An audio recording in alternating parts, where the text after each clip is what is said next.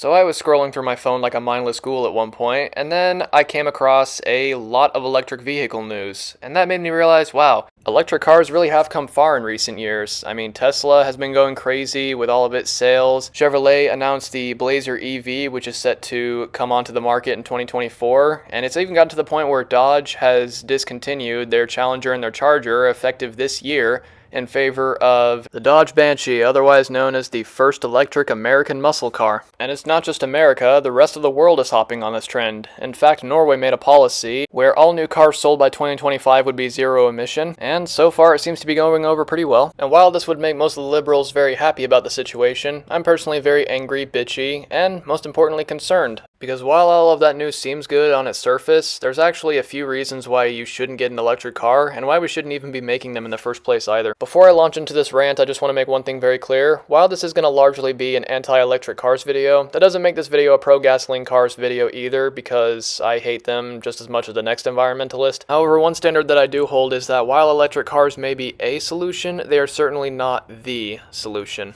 Now, with all that said, let's get into the reasons why I hate these fucking things.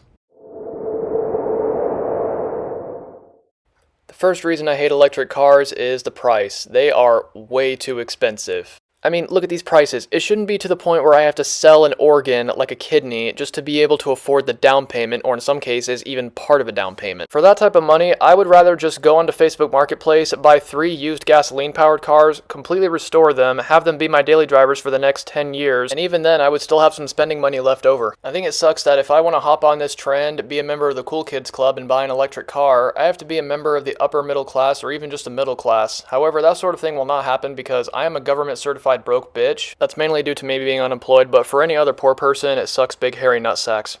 Shut up, you poor whining asshole. Just buy a Nissan Leaf or a Chevrolet Volt. They go as far back as 2011, so I'm sure you can find an older model of those cars that's cheap and has low mileage. While that seems like a good argument on its surface, I actually went onto a car buying website, specifically Edmunds.com, to test this theory, and it fell apart pretty fucking quickly. While these cars were cheap considering they were being sold commercially, a couple of shady things that I noticed were that A, each car fell within the 30,000 to 80,000 mile range, and B, there were usually 2 or more owners per car. That alone gave me the suspicion that these cars were so cheap because they had some reliability issues. So I did some more digging on Edmunds and come to find out that these older EVs had a much lower driving range and a higher possibility of having a degraded battery that barely holds a reasonable charge. However, it isn't just the older EV models that have their fair share of issues, it's the newer ones too. Electric cars are incredibly unreliable, and this doesn't just go for Tesla or Nissan. I'm not singling out a single company here. This goes for every single company that makes electric cars.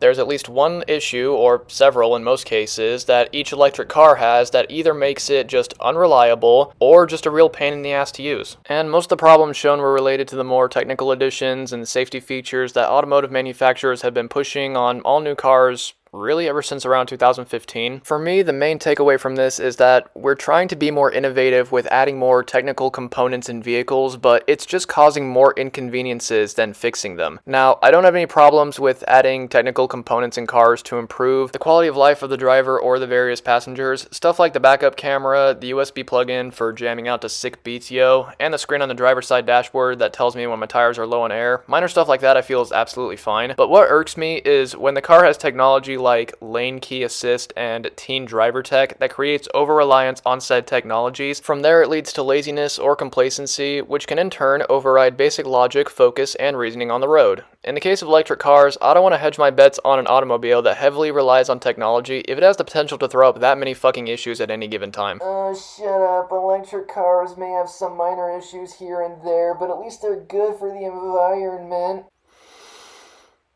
Well, I honestly don't know what annoys me more, a feminazi woman or liberals that brag about how their electric car is green and good for the environment, which is just plain wrong for 2 main reasons. Firstly, the emissions they produce, and secondly, the resources used to make them, more specifically, the lithium-ion batteries. Now, electric cars don't produce emissions from a tailpipe because they don't have one, but emissions are still produced in the process of charging, provided you get your electricity from a city power plant that relies on coal or natural gas. It doesn't produce nearly as much emissions as gasoline cars, sure, but we can't make the claim that EVs are zero emission when that is currently incorrect. As for the actual lithium-ion batteries that make electric cars possible, I hate them. It seems like everyone sees these batteries as better than internal combustion engines, but all I personally see is a bunch of repeated history. Now, what do I mean by this?